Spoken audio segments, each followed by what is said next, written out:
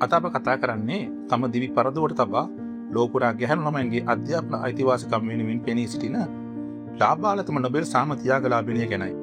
ඇය පාකිස්තාන් ජාතික ක්‍රියාකාරිනියක් වන මලාලා යුසුෆ්සායි. ඇයගේ ජීවිතය ඇය මුහුණ දුන් අභියෝග සහ ඇගේ සේවය පිළිබඳ කෙටි වාර්තාවකින් මේ. I had two options. One was to remain silent and wait to be killed.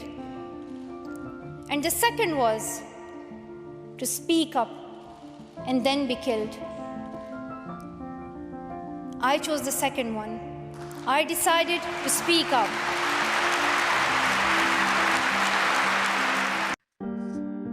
මලාලා 1997 ජූලි 12 වන දින පාකිස්තානයේ ස්වැට් නිම්නයේදී උපත ලැබුවාය.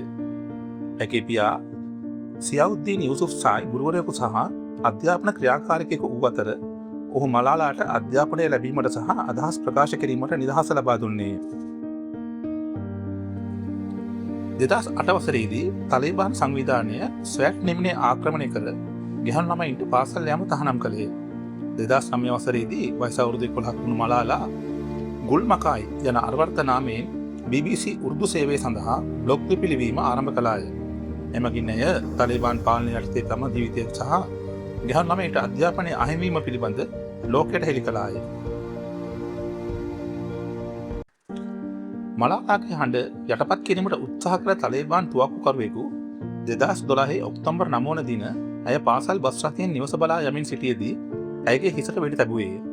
බරපතල තුවාල ලැබුව ඇයව වැඩිදුර ප්‍රතිකාර සඳහා බ්‍රිතාන්‍යයේ බර්මින්හෑම් වෙත රැගෙන යන ලද අතර ඇය ආශ්චර්යමත් ලෙස ජීවිතය බේරාගත්තාය.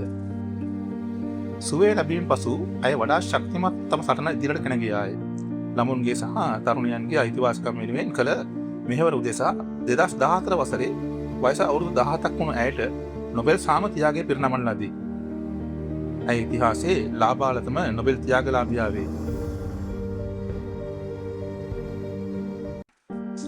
ඇය සහ ඇගේ පියා එක්ව ලෝපුරා සිටින ගැහැණු ළමයින්ට වසර 12ක නොමිලේ ආරක්ෂිත සහ ගුණාත්මක අධ්‍යාපනයක් ලබා දීම වෙනුවෙන් මලාලා ෆන් නමින් ජාත්‍යන්තර සංවිධානයක් පිහිට වූහ.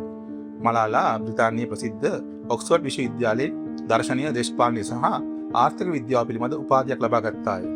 ඇය අදටත් ලෝක නායකයන් හමු වෙමින් ගැහැණු ළමුන්ගේ අධ්‍යාපනය වෙනුවෙන් අඛණ්ඩව හඬනගන්නේ. ඇයගේ ප්‍රසිද්ධ ප්‍රකාශයක් නම් එක් දරුවෙකුට, එක් ගුරුවරයෙකුට, එක් පොතකට සහ එක් පෑනකට ලෝකය වෙනස් කළ හැකිය. One child, one teacher, one book and one pen can change the world.